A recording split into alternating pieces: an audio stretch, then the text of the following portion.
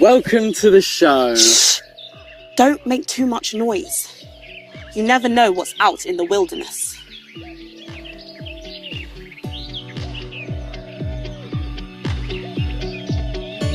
The wilderness. It's pretty boring though, isn't it?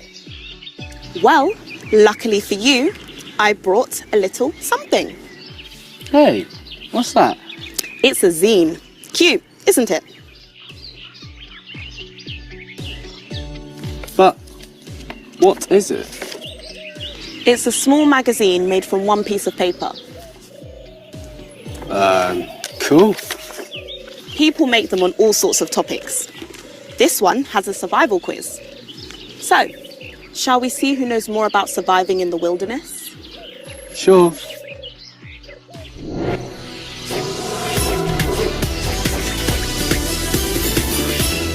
Okay, first question. How long can a person survive without food? 3 hours. The choices are A, 3 weeks, B, 1 week, or C, 3 days. 3 days? That's a long time. I think it's closer to 3 weeks. Oh, I was right.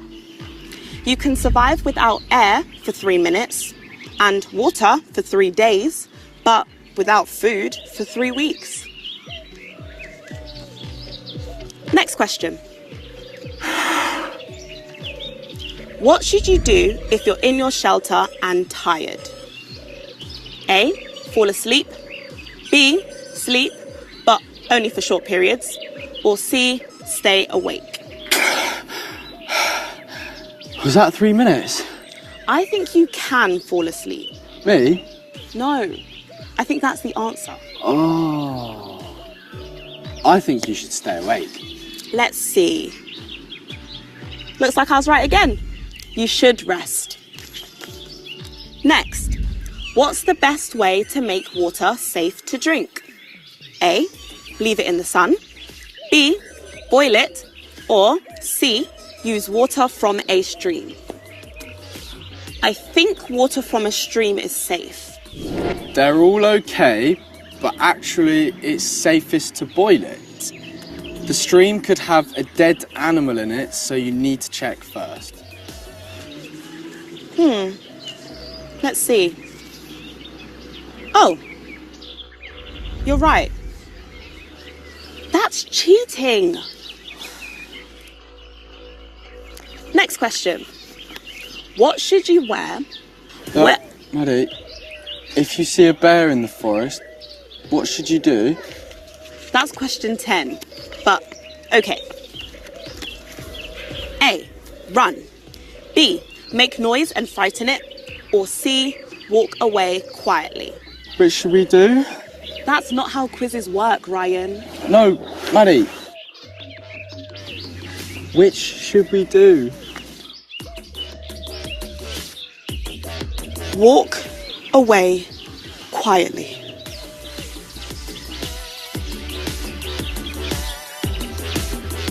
Don't run. It'll think you're food.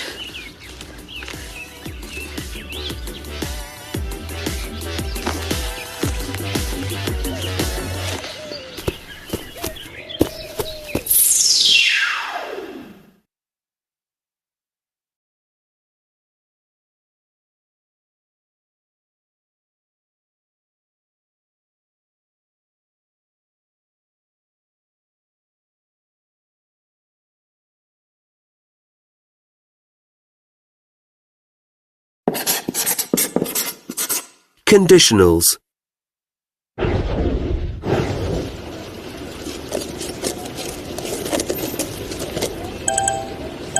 If someone sends me a message, my phone makes a noise.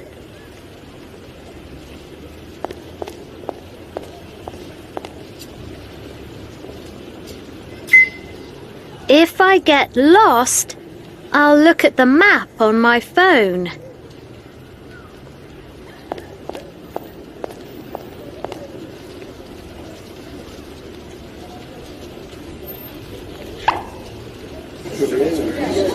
If there weren't any smartphones, people would talk more.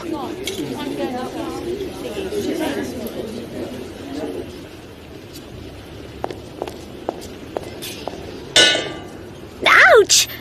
Oh, if I had seen that sign, I wouldn't have hurt my head.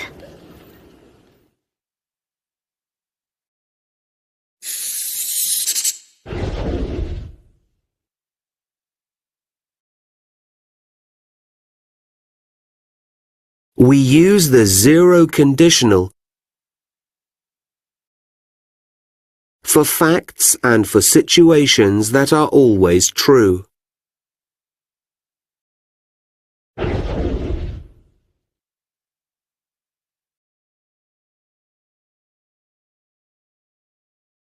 We use the first conditional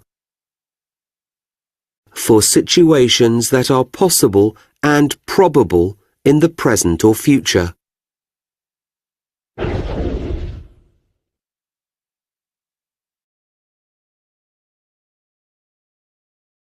We use the second conditional for situations that are improbable or unreal.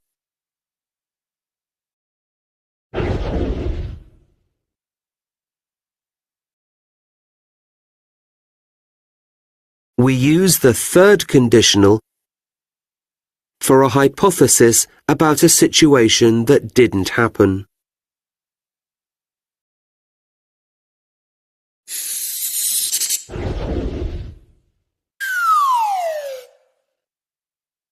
Conditional sentences have two clauses, an if clause and a result clause. We form the zero conditional with the present simple in both clauses of the sentence. We form the first conditional with the present simple in the if clause and will in the result clause. We form the second conditional with the past simple in the if clause and would in the result clause. In spoken English, we can use were or was in the if clause with I, he, she or it.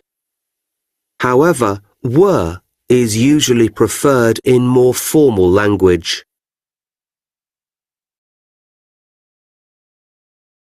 We form the third conditional with the past perfect in the if clause and would have plus the past participle in the result clause. In all conditional sentences, we can reverse the order of the if clause and the result clause.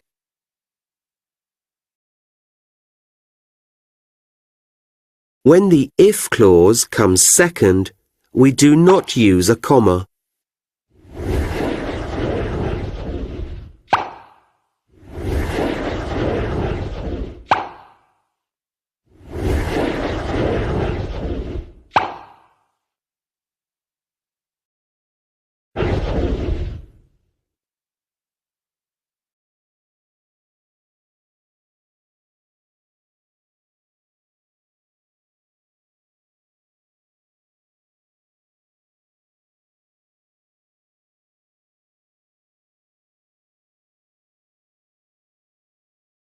Unit 5, page 61, exercise 5. Could you survive a zombie apocalypse?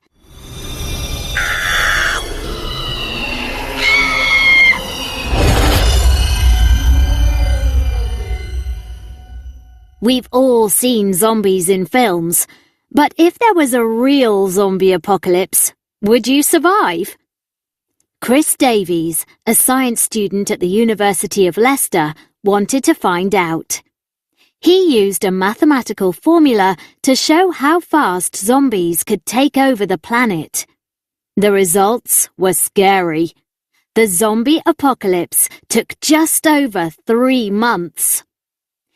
Chris used his formula in a computer program to create an imaginary zombie apocalypse.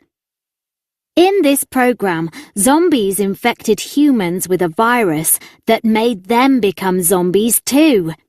The zombies could attack one person each day, and the person they attacked would have a 90% chance of becoming infected with the virus. If the zombies didn't attack someone new at least every 20 days, they would die. Chris found that after 100 days, there would only be 273 survivors. He said, "As of day 100, I'd prefer to be on the zombie side. You would be quite scared if you were one of the remaining survivors." If only humans had had a better chance of survival. To study this, Chris and some other students used the computer program again. This time, it answered these questions. What if humans had fought the zombies? What if they had got better at hiding from them? Chris and the students found that if people had done these things, they would have had a much better chance of surviving. Chris also had some more survival tips to share. If there is a zombie apocalypse, his advice is to get as far away as you can, as quickly as you can. He also said that geographical barriers, things like mountains, lakes and oceans, are very useful. These are hard for the zombies to cross, so it's more difficult for them to find you. Chris said that he had created the computer program because he enjoyed watching zombie films and wanted to see how realistic the zombie apocalypses in them were. The results he got suggest that they are quite realistic because the zombie viruses in the films spread at a similar rate to the rate he had seen in his computer program. Although a zombie apocalypse won't happen in real life, the computer program showed how viruses can spread between people and what we can do to reduce the impact of them.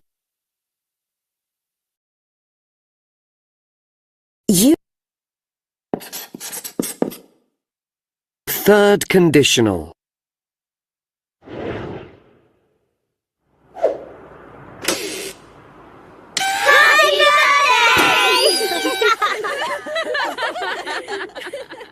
Oh, I would have worn something smarter if you had told me.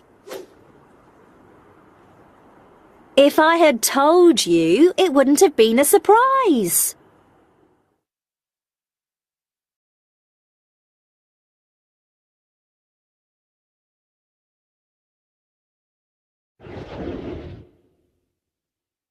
We use the third conditional to talk about imaginary situations and to say how things could have been different in the past.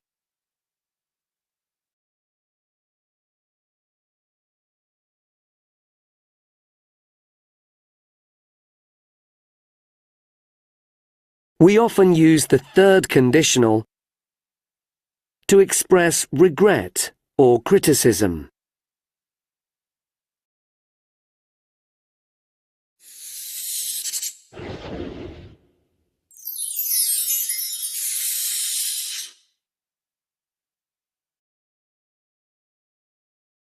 We form the third conditional with an if clause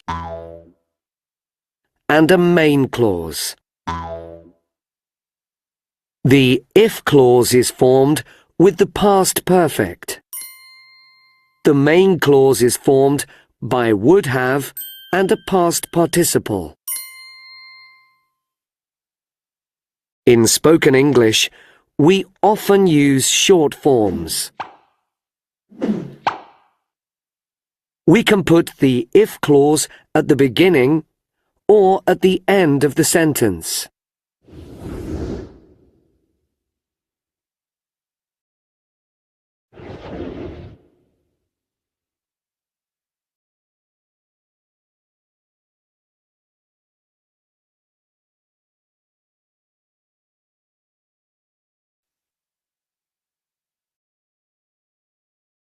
Unit 5, page 63, exercise 5.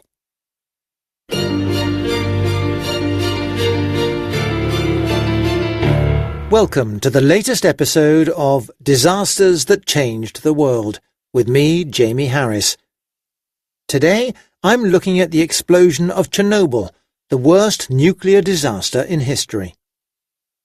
The 26th of April 1986 started like any other day for the residents of... It's great to end this story with some hope for the future. If you enjoyed the show, please give it a positive rating online. That will help more people to find it. The next episode comes out in 2 weeks. Until then, take care.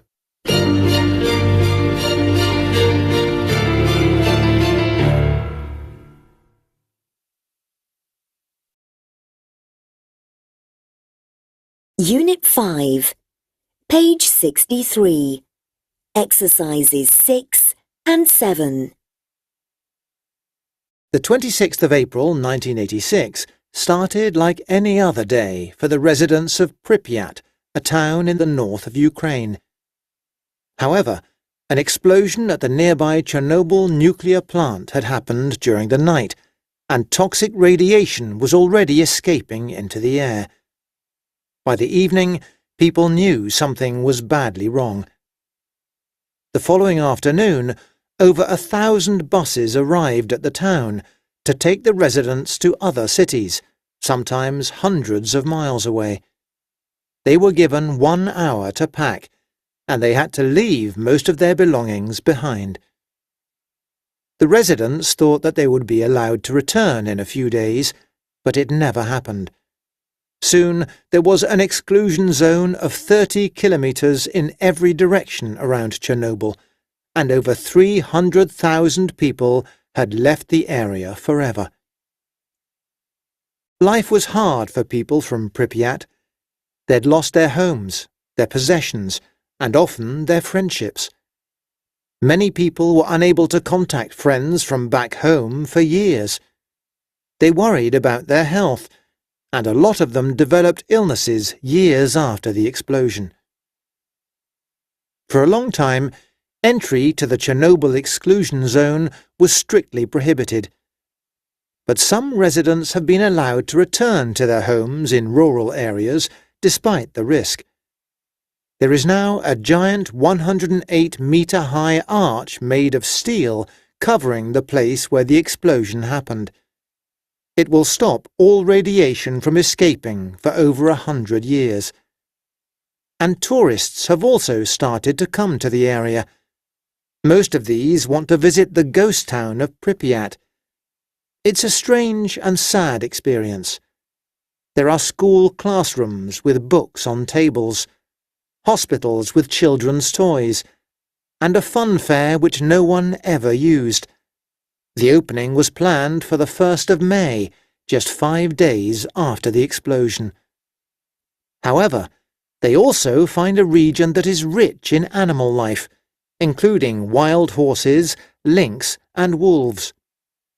Zoologist and wolf expert Marina Shukviria explains that the lack of human activity in the exclusion zone has created a perfect environment for wildlife. It's great to end this story with some hope for the future.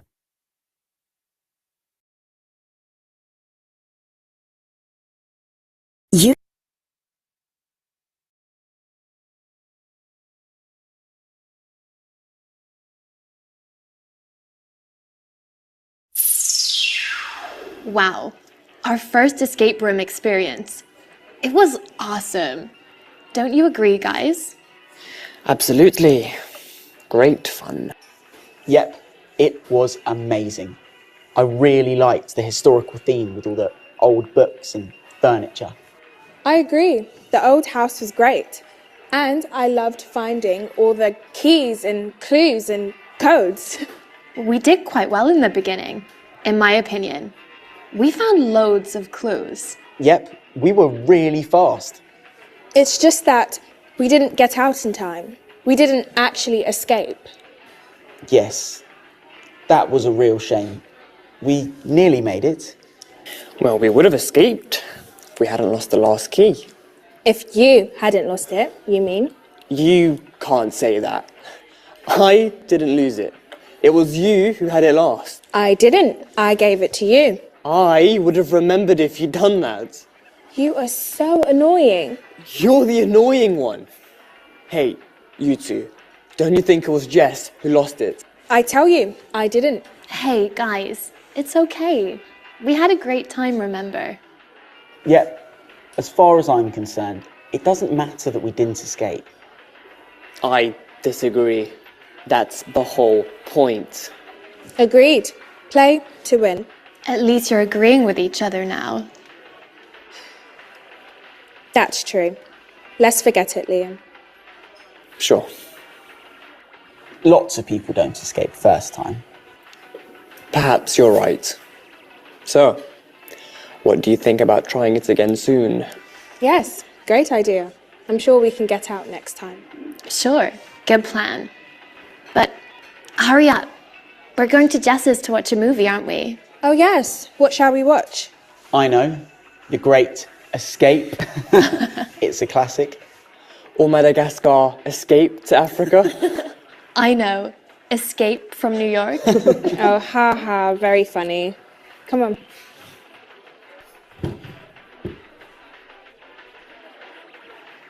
Hey, Dan, wait a minute.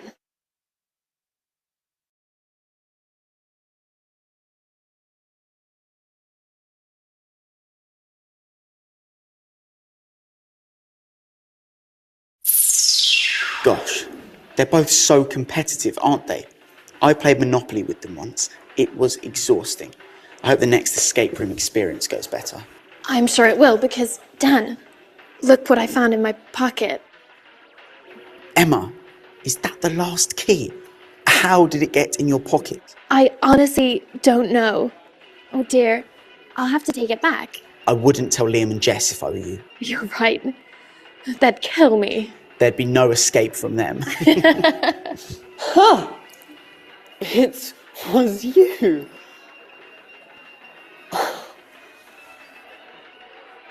Oh dear. Guys,